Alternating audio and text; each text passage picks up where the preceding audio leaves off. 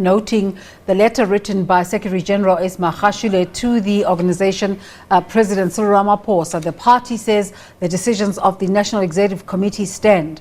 The NEC had earlier resolved that members who are facing criminal charges step aside and those who refuse to do so must be suspended. But now there's a growing power struggle in the ANC, whose Secretary General Magashule has refused to comply with his suspension after being charged with corruption.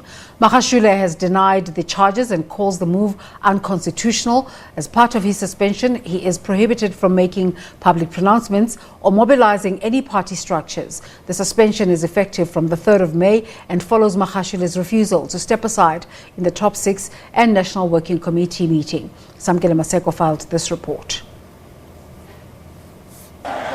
For the first time since the dawn of democracy, the ANC has suspended a sitting national official. Secretary General Magashule, who is facing fraud, corruption and money laundering charges, has been suspended.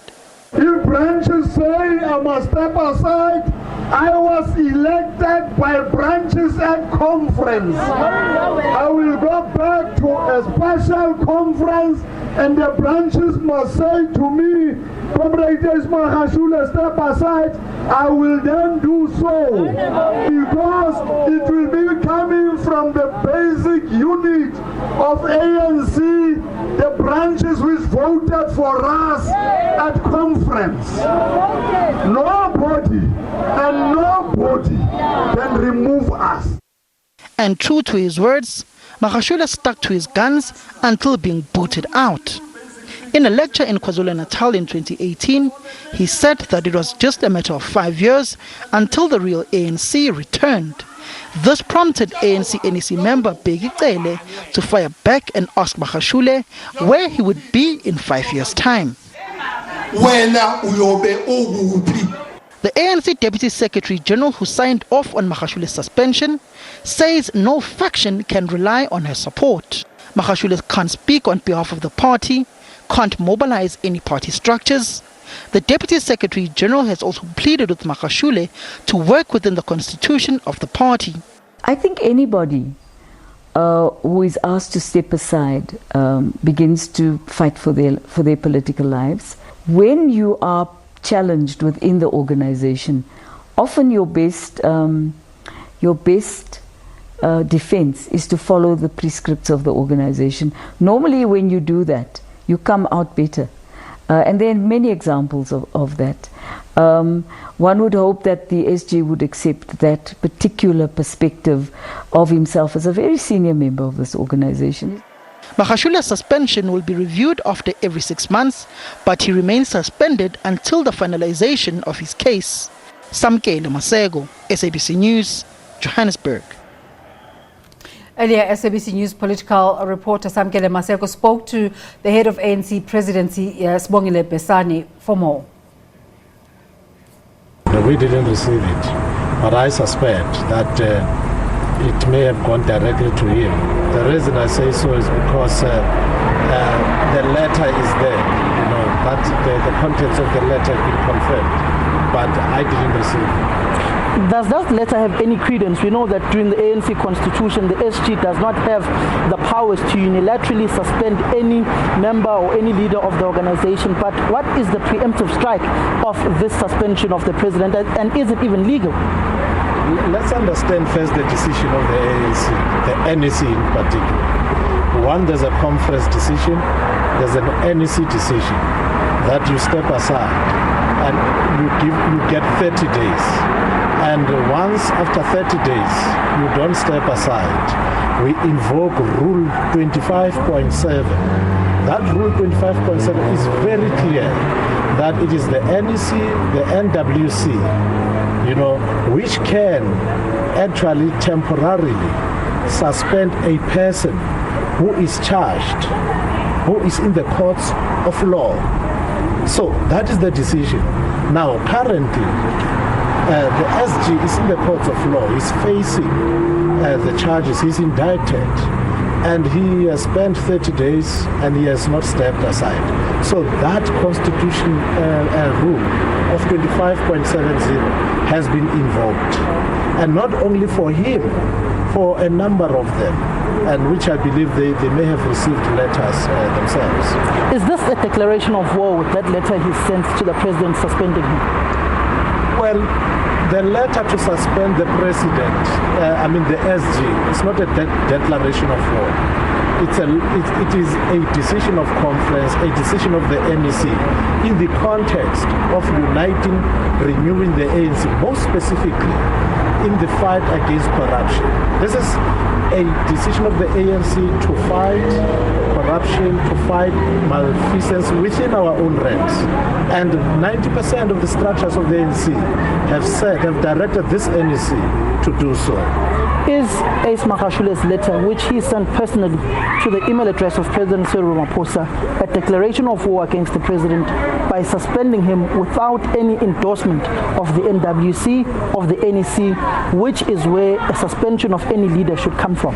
It is one of the most unfortunate incidents, I must say, because that letter, the only thing it can serve is an attempt to collapse the African National Congress, is an attempt to actually not build unity within the ranks of the ANC. You've worked with Ace Magashule as the provincial secretary of the Free State. Why would he attempt to collapse and implode his own organization, the ANC? I didn't expect that from him, having worked with him and having served under him for years.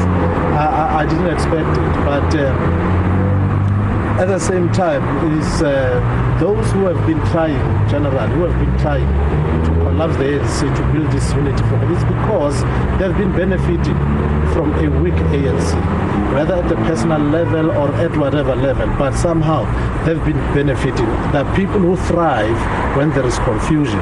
But in this instance, we want to believe that there is no confusion. Actually, there's no confusion because the NEC resolution is very clear.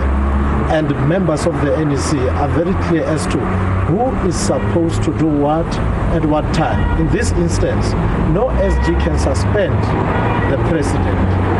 The decision must come from a structure. Many people who've worked with Magashule in the Free State says that he thrives under confusion and chaos. Is he trying to cause that confusion so he can thrive once again and probably be elected at the 55th National Conference next year as president of the ANC? Well, the fact is the Free State is not one of the strongest provinces. I come from the Free State. I've been the regional secretary, the deputy provincial secretary, the provincial secretary. So I also grew up in the ranks of the ANC. And of course, we are not at our strongest corner now. And I think for a long time, we have accepted as a collective that somehow we also planted the seeds of a weaker ANC in the province. So it cannot be something that points to him. But this incident also speaks to a person who has to act individualistically. And we think it's one of the most unfortunate. Will the NEC discipline him this weekend? Well, the NEC will ventilate on it. I don't want to preempt how the NEC will do. But what is very clear, the NEC for some time now has been quite decisive on acting against discipline, acting against malfeasance, especially in areas where people are facing corruption, all criminal activities. Are these grounds for more charges to be conferred against the Secretary General for ill discipline? No, I wouldn't know, but I think that's why I don't want to preempt what the NEC will do, because in the ANC we do discuss matters, and the fact that Comrade Ace is the Secretary General of the ANC, it's also important to navigate that space with greater sensitivity. Let me make an example. At some stage, I was the provincial secretary, the deputy provincial secretary in the Free State. There was a provincial secretary, and a decision was taken by the PEC to recall the provincial secretary from one of the positions. And when that decision was taken, I didn't just go out and throw the book at the provincial secretary, because the PEC delegated that task to me as the deputy. So, and Comrade Ace Magashule was the chair. But I had to communicate it, but I had to ensure that it's communicated with greatest respect with greatest decorum. And I think so far that's what the NEC has done. On the issues of the ANC Top 6 meeting, is the Top 6 meeting today? And what's the agenda of that meeting? Look, I have not received anything that says so, but it may be possible because generally when this kind of incident come out, there is always the need to meet. I suspect that might be the instance, but I can't confirm because I've not been informed. Mr. Besani, as the head of the ANC presidency, surely you've had an engagement with President Cyril Ramaphosa on these issues. How is he feeling, particularly seeing the circus, if one may put it like that, of a better respectful word, that's playing out between himself and his Secretary General at this point in time? Number one, the president has not been playing circuses. He has not written a letter. The ANC has taken a decision, the NEC has taken a decision, and the president has demonstrated over time that he respects processes of the organization. So it's not, if there's a circus, as you allege, he's not part of it. Now, and he is very committed to respecting the African National Congress and its decisions. Mr. Besani, in one of the points that Magashule raises, and with his supporters, Toniangeni, Malusi Kikaba, they are saying that there are 10 points to the ANC step-aside resolution that were resolved upon at NASDA. And the implementation of this resolution now is selective and pointed at only those that were charged, and those that are alleged to be corrupt and to be involved in malfeasance must also step aside. Why is there a difference in the interpretation of this resolution? No, there shouldn't be any confusion. It's unfortunate if comrades interpret it as such. One of the things that we had to agree on are the guidelines. And these guidelines spoke to how we go about implementing a conference decision. Number one, there's a category of comrades who are indicted. That's a category of comrades who face all kinds of allegations. And in both instances, they have to appear to the Integrity Commission. That is a part of the resolution. Now, in the guidelines, we then resolved as the NEC that we must ensure that we categorize this, and we have categorized it. On those who face indictment, we came with a process. On those who have allegations, there is a process for them. So it's not as if the guidelines are silent on people who face allegations generally. The biggest problem is that there's a deliberate attempt maybe to try and say, no, this is selective. It's not selective. The guidelines we agreed on as the NEC, are such that they've categorized a number of people. They've taken into consideration, for instance, those who are in parliament and those who are not in parliament, like myself. Those who are in legislatures, we put it that way, and those who are not. So those are guidelines that we have agreed and adopted. Mr. Besani, what did Mr. Magashule say to the ANC Top 6 after his consultations with former TG Matthews Poza, former President Zuma, former President Mbeki, and former President Kgalema Motlanthe? No, I've not been at those meetings. You remember, even as a head of presidency, I'm not Top 6. I don't attend the meetings. Was any report back given on what those former leaders told him to do, whether to respect the NEC or to go against the NEC resolution of step aside? Remember, what happened is that there were reports from provinces and so on. Those reports were discussed, submitted from provinces.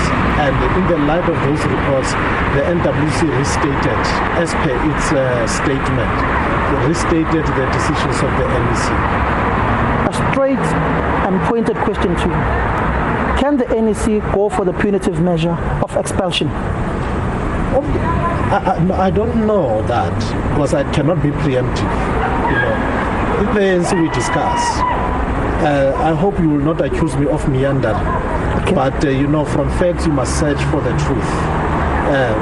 In the ANC we discuss. The NEC will take into consideration the matter, ventilated, and based on the discussions, the debates, it will come to a conclusion. So I can't preempt that. Can it go for an expulsion, yes or no? I think it will act in line with the Constitution. Because if it's a disciplinary process, there will be a disciplinary process. For an example, Rule 25.70, it's a rule that is not emanating or that is not instituted by the National Disciplinary Committee. It's a rule that is instituted by the NEC, by the NWC, or at different levels, those various structures.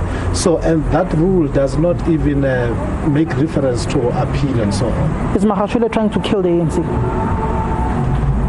I suppose not, but it's just that his step has not gone further to deepen unity. On the issues of the NEC, is the NEC a virtual meeting this weekend, or are you meeting in person at St. George's Hotel? No, the NEC is virtual. Remember, we are facing the threat of a third wave. So I think it would be wise to accept, and that it's a decision. We're not going to be physical, it's going to be virtual.